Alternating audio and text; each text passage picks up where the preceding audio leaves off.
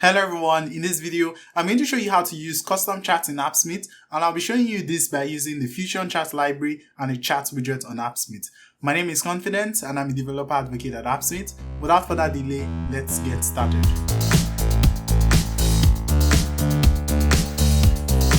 Alright, so right here we have a simple chart widget on the page, and this is a chart widget with the default data that comes whenever you drop in a new chart widget.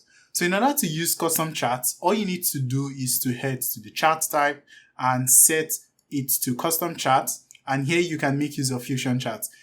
If you do not know what FusionCharts is a powerful JavaScript library that enables you to build custom charts, and you can head over to their website fusioncharts.com to learn more. And they have lots of chart types for you to make use of. I think you have over 100 charts to choose from.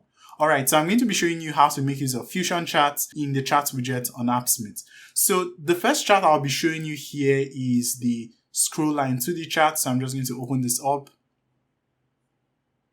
And this chart makes it possible for you to have scrollable data when you have long data points on your chart. So in order to use this, you need two details from the FusionCharts page. The first is the JavaScript alias, and the second thing you need on this page is the chart structure. So taking a look at the chart JSON structure, you can see the expected shape of data that needs to be passed along while making use of this chart. So I'm just going to copy this over and let's head to the Appsmith application.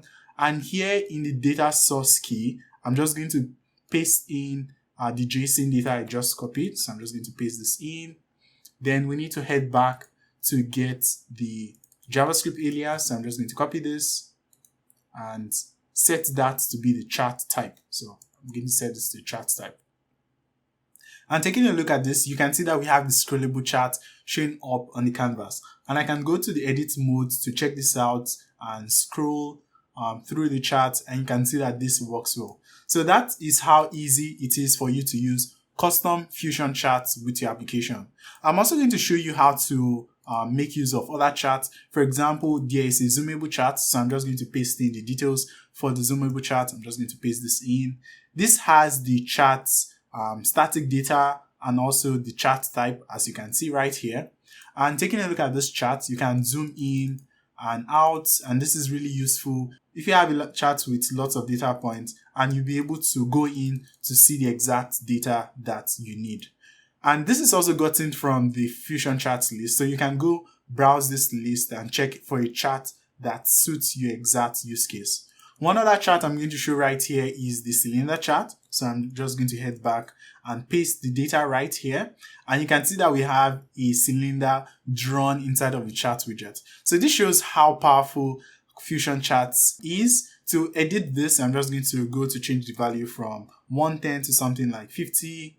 And you can see that we have that nice animation with the chart graphics showing up. So you can choose from lots of chart templates to really describe the kind of data you want displayed. And lastly, I'm just going to show a chord chart that has lines drawn between entities to show their relationship.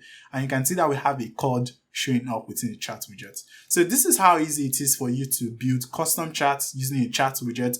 All you need to do is to go to the FusionChart list, browse for the specific chart that suits your use case, go in, get the JavaScript alias, and also get the JSON data structure, and you can head back to Appsmith to make use of this.